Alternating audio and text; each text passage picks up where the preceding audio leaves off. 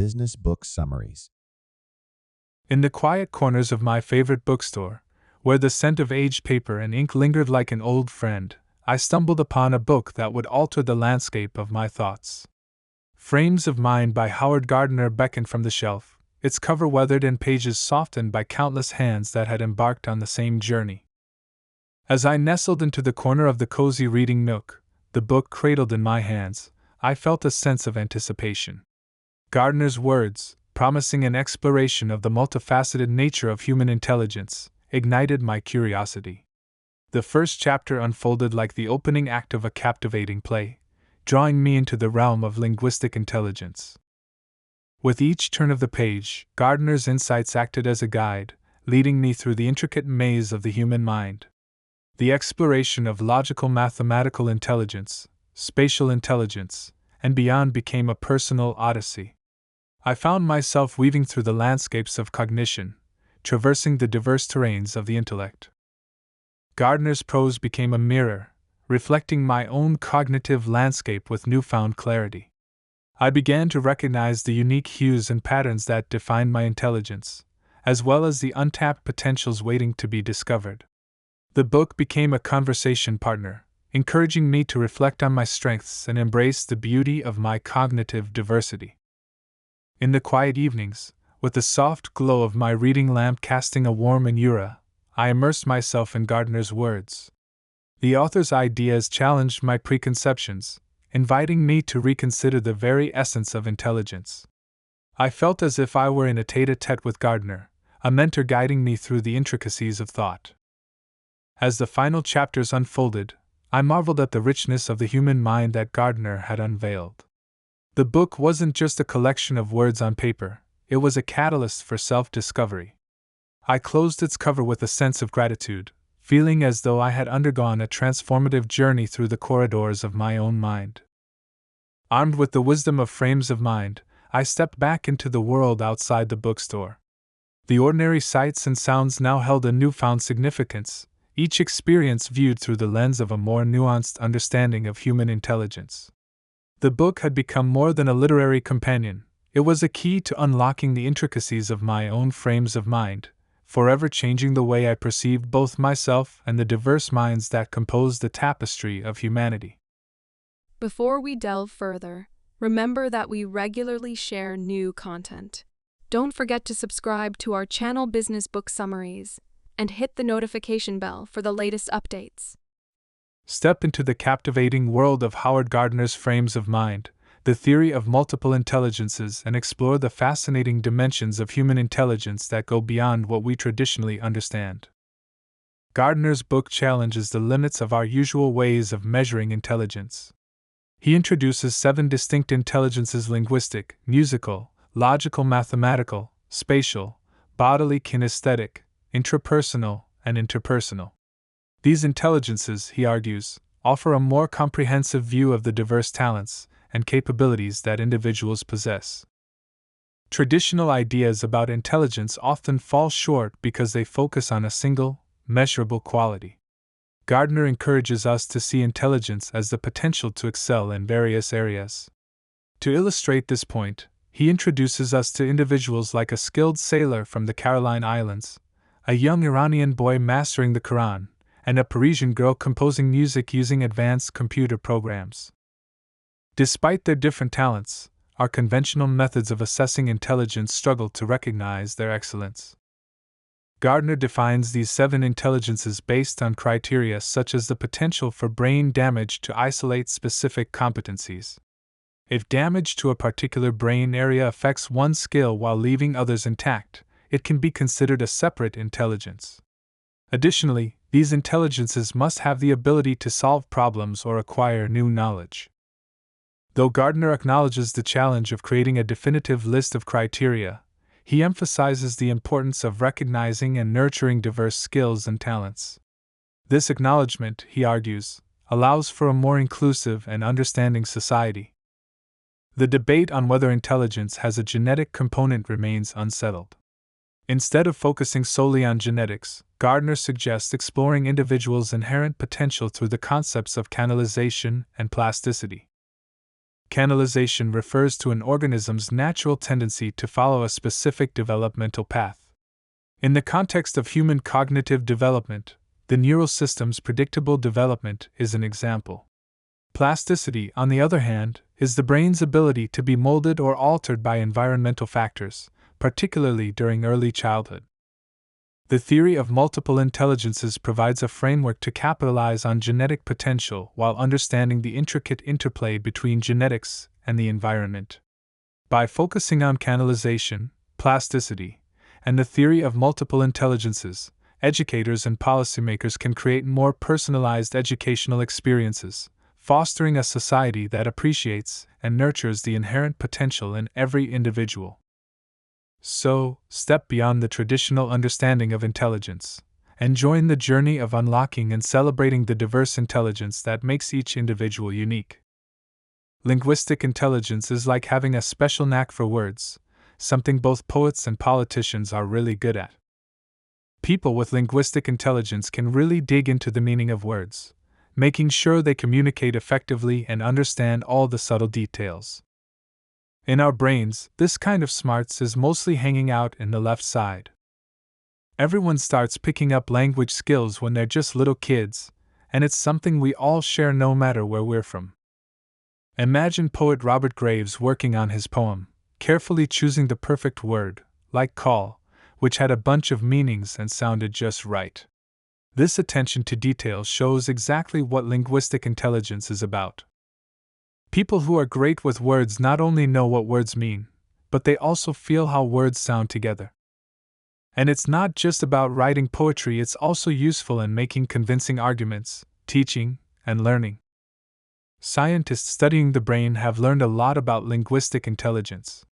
From a baby's first babble to a 5-year-old's more complicated talk, language skills grow in similar ways all around the world. Most people's language skills hang out in the left side of their brains. If something happens to specific parts there, like Broca's area, it can mess up how well someone can talk. So, to sum it up, linguistic intelligence is super important for how we think and talk about the world. It helps us understand and share all kinds of thoughts, ideas, and feelings, making a beautiful web of human connection and expression.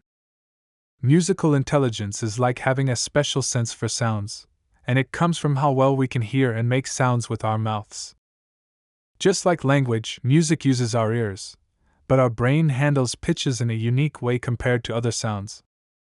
Even if you're not composing music, most people can still enjoy the basic parts of music, like recognizing patterns in rhythm and knowing when a song should end.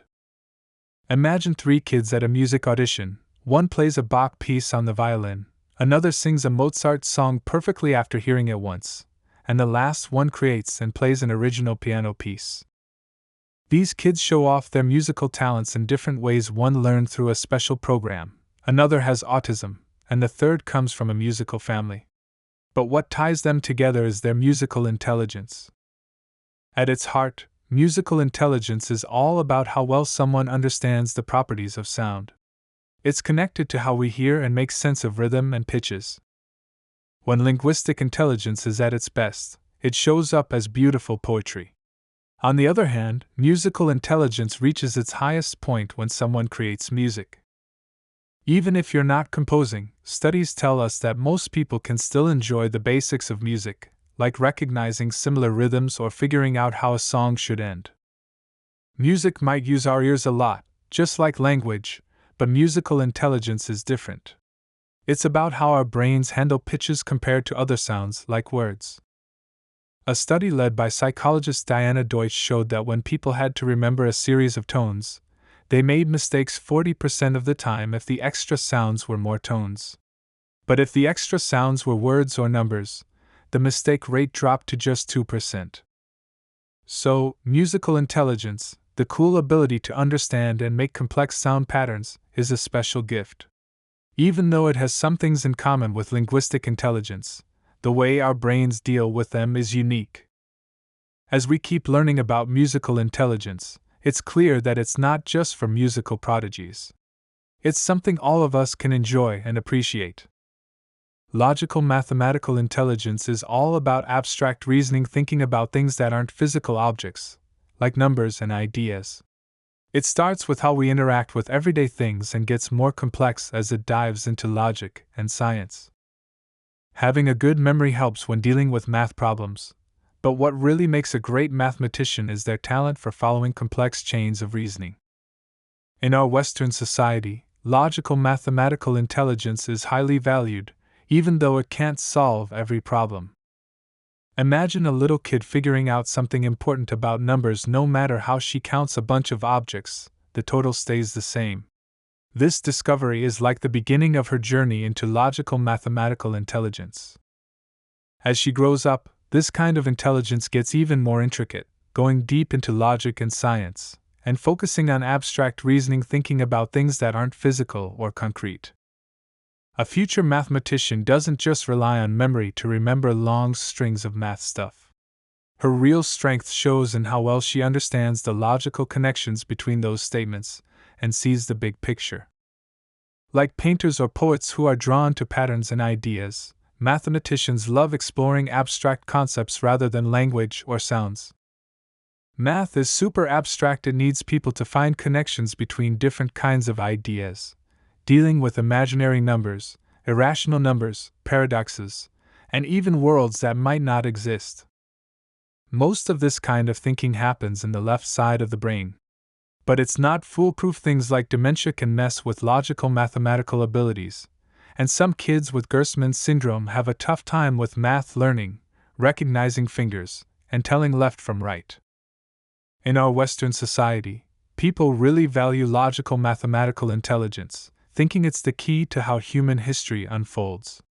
But the author argues that even though it's crucial for some things, it can't solve every problem. Logical mathematical intelligence has its limits, and we need other kinds of smarts to tackle all the challenges we face. Spatial intelligence is all about how well we can see and understand the visual world around us.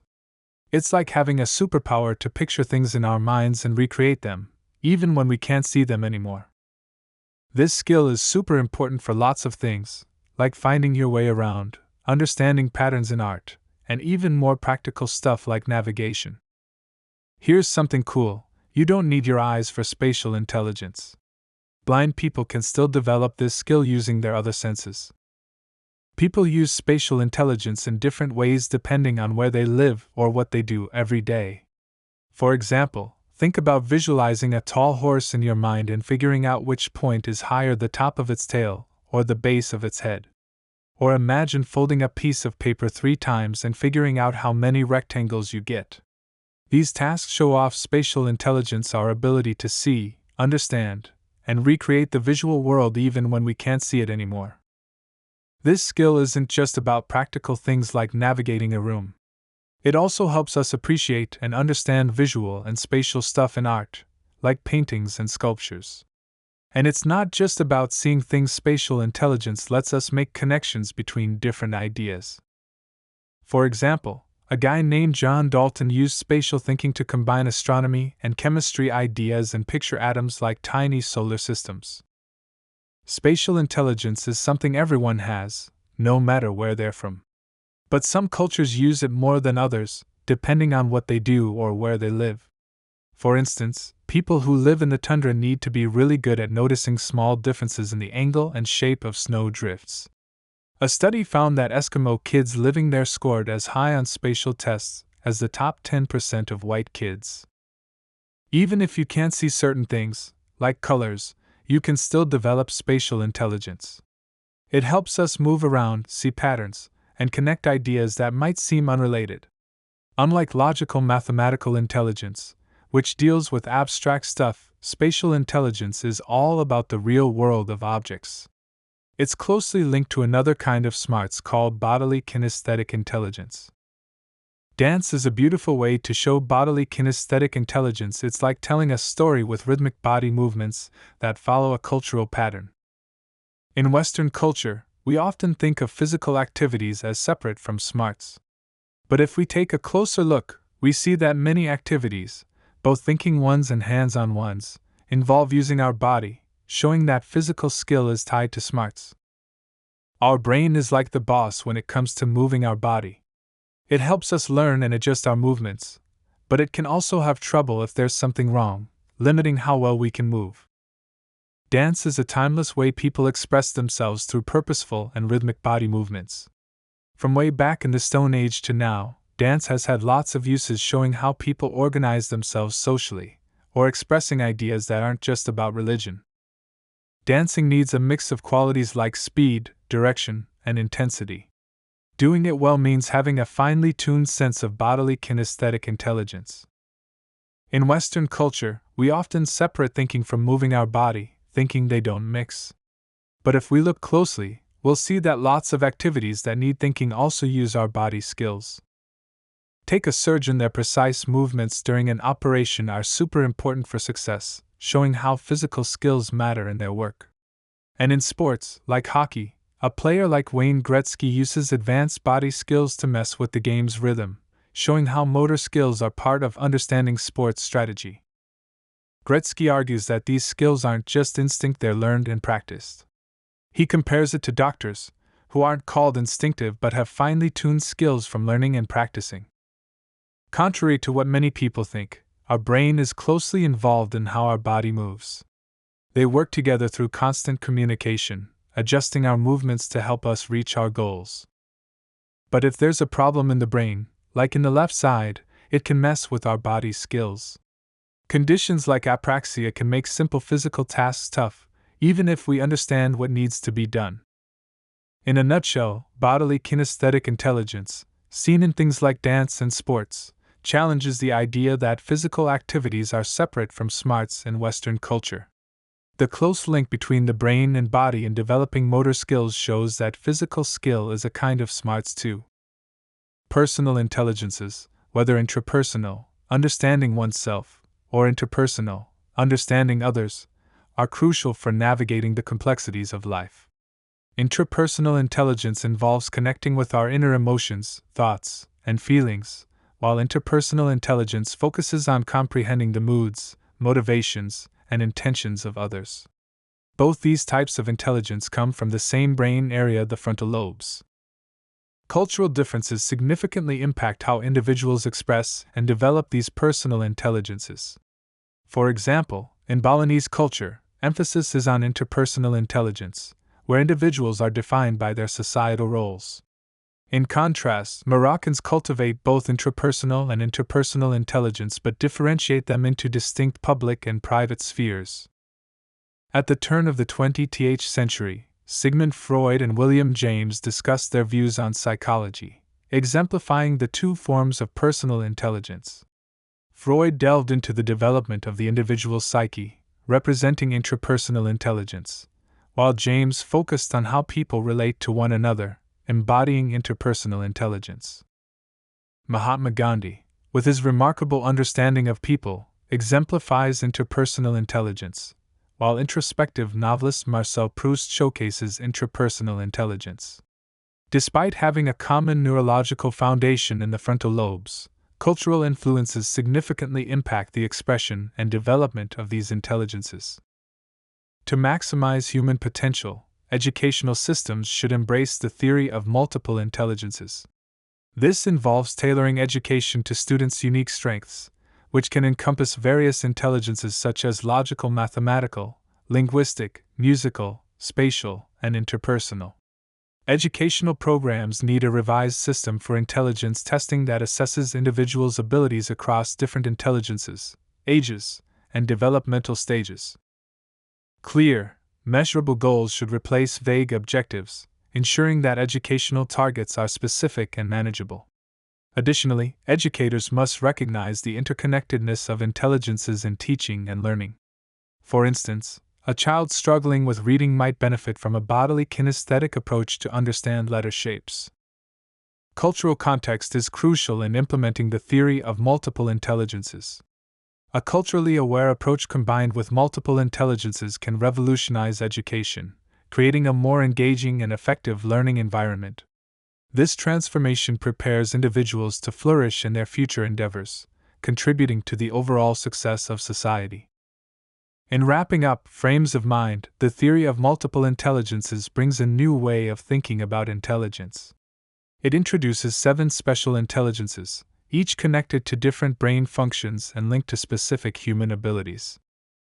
The author highlights that if we acknowledge and focus on these various intelligences, it opens up big possibilities for improving education, training, and unlocking human potential on a wider scale.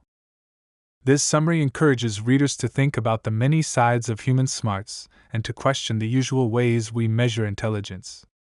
We're keen to hear your thoughts on our content. Feel free to share your opinions or recommend books in the comments section. Don't forget to subscribe to our channel Business Book Summaries and hit the notification bell to stay updated with our latest summaries. Thank you and have a wonderful day.